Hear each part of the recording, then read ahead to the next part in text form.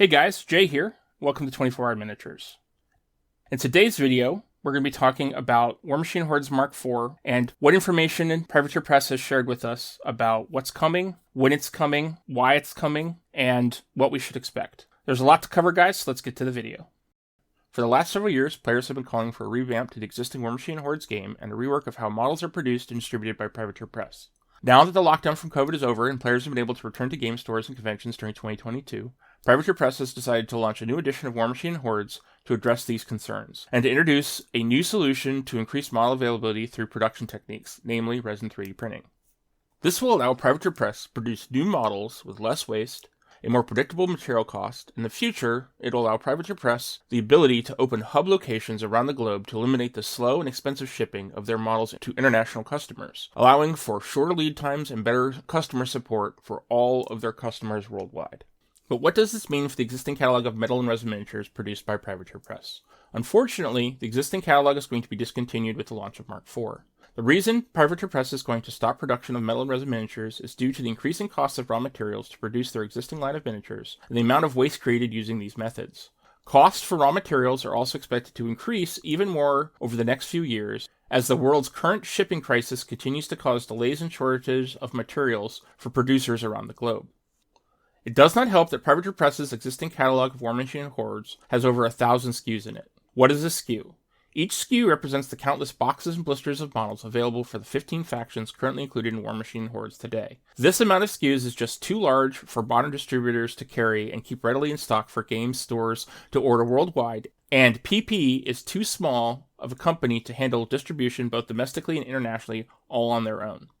To combat this SKU bloat going forward, Privateer Press will be condensing their releases to only a few SKUs per army. This will be accomplished by releasing first a core starter box, and then expansion boxes for each army going forward that gather all models needed to play that army into 2 or more army boxes that will be released several months apart. In addition to these combined model boxes, Privateer Press will be releasing a limited number of solo models for each army range. These boxes include the Warjacks or Warbeasts found in the core starter box, and an additional Warcaster or Warlock not included in any of the combined model boxes, and one larger solo that will use the new 80mm XL-sized base. This is the first time these larger XL bases have been seen in Warmachine, but they are currently used by models in the game Warcaster. Privateer Press will also be releasing 6 new mercenary solos, each of which will work for 2 of the first 4 armies released for Mk4. This means that each of the 4 armies will have up to 3 mercenary solos that can be included in that army.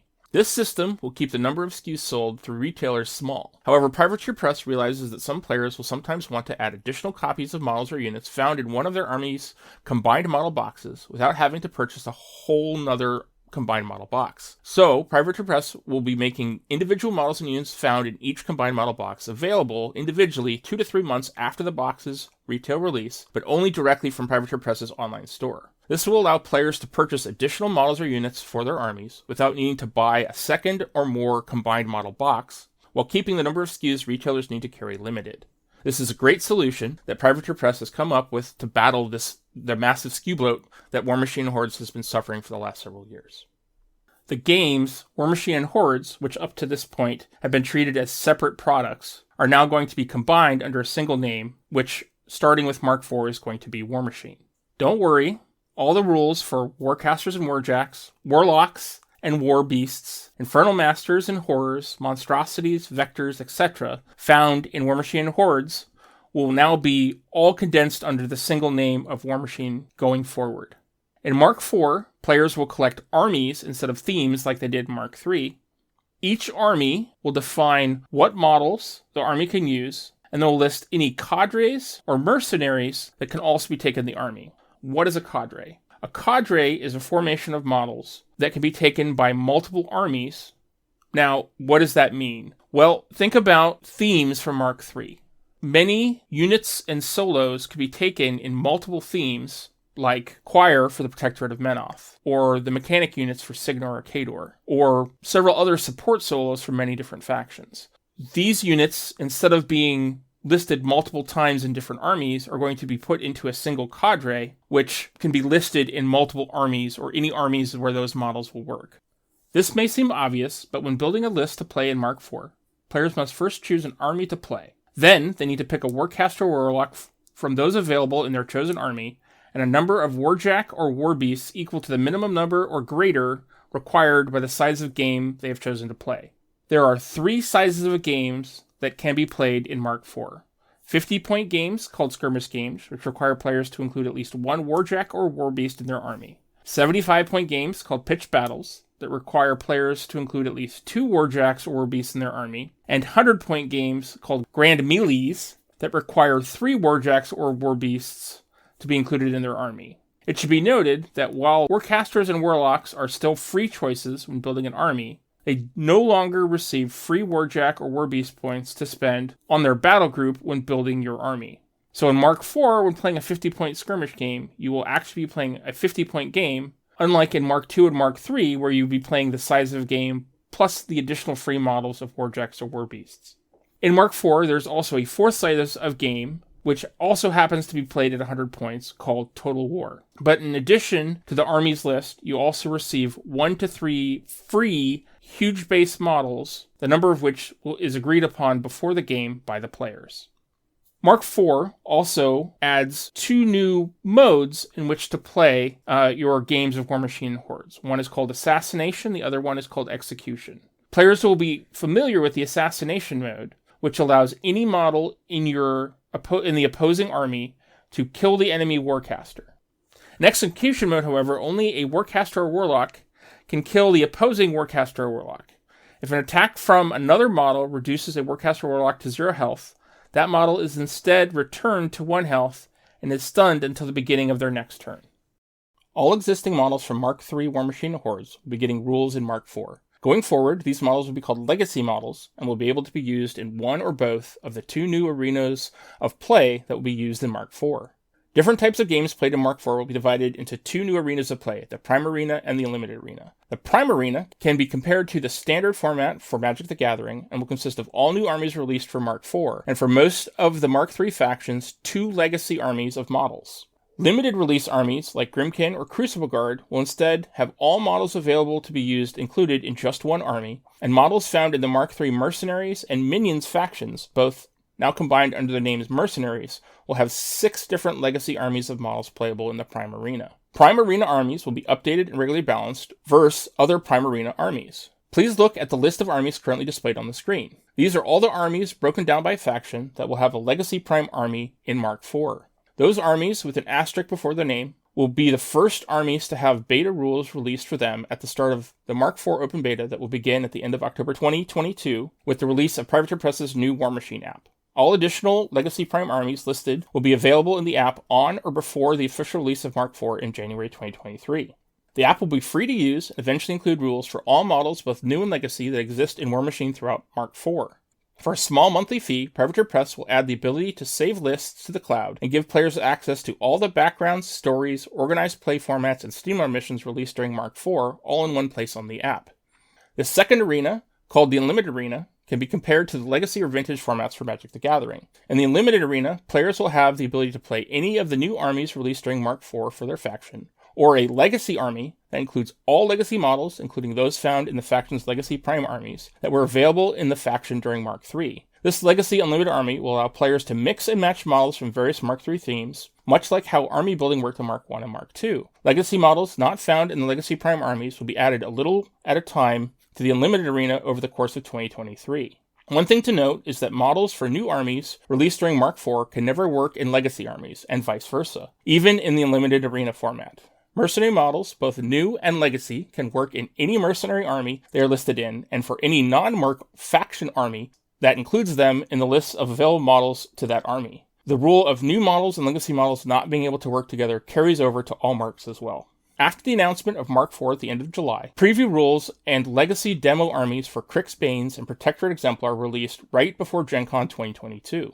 The demo rules and legacy army models are not the final versions, just preview versions released to give players a taste of how Mark IV will play before the beta starts with the release of the app at the end of October. We know this because Matt Wilson has said the rules doc will be expanded, and there are several sections that still need to be refined in the rules. One section that has been mentioned specifically is Jack Marshalling, which had an interesting though underutilized rules system in Mark III, but have almost no rules in the Mark IV preview doc that we have seen. It has been mentioned that the Jack Marshall rules will be expanded and made more thematic during the beta between October and December. Also, the Crix and Protected armies included models that have been suggested to be included in the Legacy Cadre lists and are missing several Warjacks normally available in all themes during Mark III for both factions. In addition to the Legacy Army rules released before Gen Con 2022, preview rules for one Warcaster that will be sold for each of the first 3 armies released during Mark IV were also included, referred to as Warcaster C. This Warcaster is the 3rd Warcaster for each new army that will not be sold in one of the combined model boxes. Additionally, the rules for the Warjacks included in the core starter box for each faction were also included. These 3 models for each of the factions were sold as preview models at Gen Con in 2022 and online during the convention. A few weeks later, the rules for the Warcaster found at the core starter box for each faction was also previewed. Several cool new features of Mark IV armies was revealed with this preview. One feature is the ability to customize armaments and special rules for Warjacks in all of the new armies going forward in Mark IV.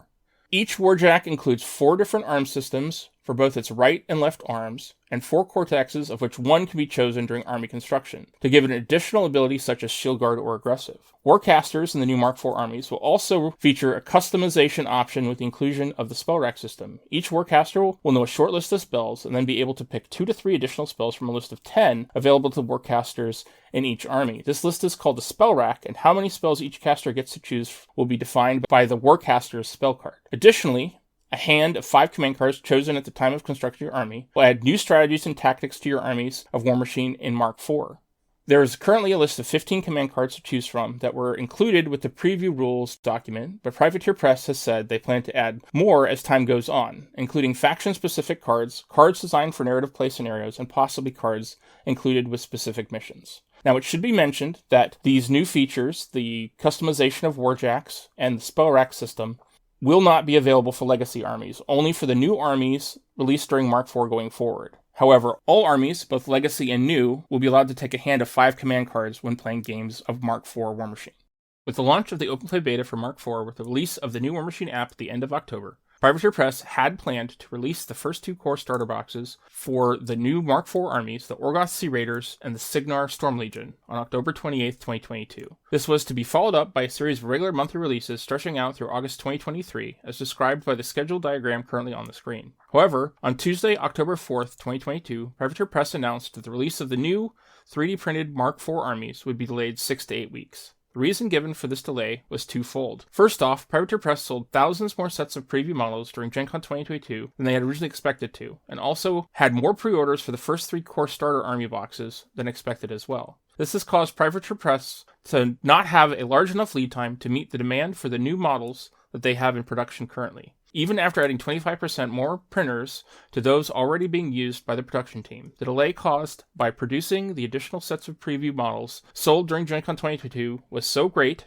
it took Privateer Press until the end of September to finish printing all the models ordered. The second issue is that Privateer Press has been suffering from the same hiring shortages facing many companies in the US and around the world today. Privateer Press has not been able to add enough staff to run their 3D printing production line in the most efficient way possible. As more staff is added and their training is completed, Privateer Press's production times will shorten and become more efficient. There's also been good news that came with the announcement. Privateer Press has completed an agreement with a UK-based 3D printing manufacturer who has agreed to produce all the models required for fulfillment of the UK and EU pre-orders for core starter boxes for the new Mark IV armies, and have agreed to continue producing models for Mark IV armies for the UK going forward. This manufacturer will also continue producing models for the EU, at least until Privateer Press can open or come to an agreement with a more EU-centric producer. Once Privateer Press updates the shipping dates for when we should expect to see new Mark IV model releases going forward, I will create another video to keep you all up to date. While I'm discussing future videos, I should let you know that I'll be continuing to create new videos going forward about Warmachine Mark IV. So if you want to stay up to date with all the information about Mark IV going forward, please subscribe, as this will help my channel greatly. I'm currently on the road to 1,000 subscribers so that I can monetize my channel, which will allow me to put out more videos on a more regular basis going forward. If you enjoyed this video, please give it a like, as it lets me know you enjoyed this content and that you want to see more of this kind of video again in the future on my channel.